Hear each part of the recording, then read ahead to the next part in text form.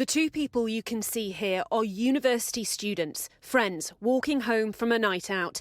It's likely the 19-year-olds are chatting about their evening or their shared love of sports. Nothing out of the ordinary, but that's about to change. Someone is waiting for them. Grace O'Malley Kumar and Barnaby Webber were killed on a mild summer's evening 200 metres from home. Between them, they were stabbed over 30 times. You wouldn't think it, but the man casually walking along here has just knifed the teenagers to death and left their bodies in the street.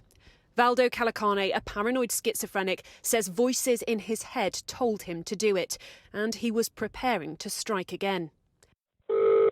This is how the police were alerted that there was a killer on the loose. Oh no. It's emergency. What's the emergency? Yes, there's been a stabbing on Wilkinson Road. There's somebody lying in the street. I think they're dead. Oh, that was awful. Whereabouts on Wilkinson Road, please? Outside the old Wilbon building, near the crossroads. Calocane then attempted to climb into the window of a homeless hostel.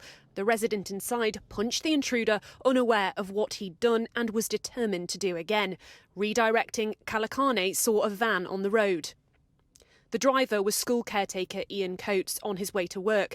Calocane stopped him, stabbed him 15 times and stole his van, leaving him for dead. What happened next is too graphic to show. He hit a pedestrian.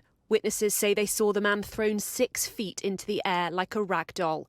Incredibly, Wayne Burkitt survived, but admits the injuries he suffered left him wondering whether he'd be better off dead. And Calocane wasn't finished. He then tried to run over 2 more people. Marcin Goronsky and Sharon Miller were also extremely lucky to survive. Minutes later, he was stopped by police and tasered, still clutching the dagger he'd used to kill 3 strangers.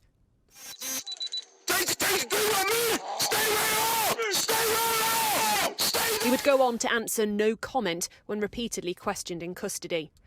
Today, a judge told Calocane he's likely to spend the rest of his life in a psychiatric hospital. You believed at the time of your offences that the voices were controlling you and they had the power to harm your family if you failed to comply with their orders. And notwithstanding the treatment you've since received at Ashworth, you still labour under the strong impression that the voices are real, and you still believe that you do not suffer from any mental disorder whatsoever. The families of Barnaby, Grace and Ian are united in their grief and anger. This man has made a mockery of the system and he has got away with murder. We will never come to terms with the loss of our beloved daughter Grace and how she lost her life. Her heroic actions, she was a gift to us. And a shocking revelation they had to address. When Calocane killed those they loved, there was an outstanding warrant for his arrest. To the Assistant Chief Constable, Rob Griffin, who finally released this information publicly yesterday, I say this: you have blood on your hands. If you had just done your jobs properly, there's a very good chance my beautiful boy would be alive today. That allegation following this explanation. He did assault an emergency worker.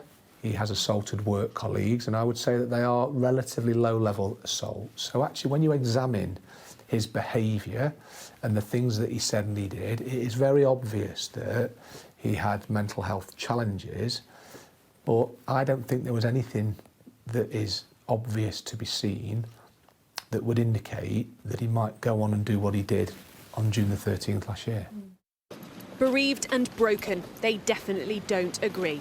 And as they continue to grieve, these families say they're still fighting for justice. Becky Cottrell, Sky News, Nottingham Crown Court.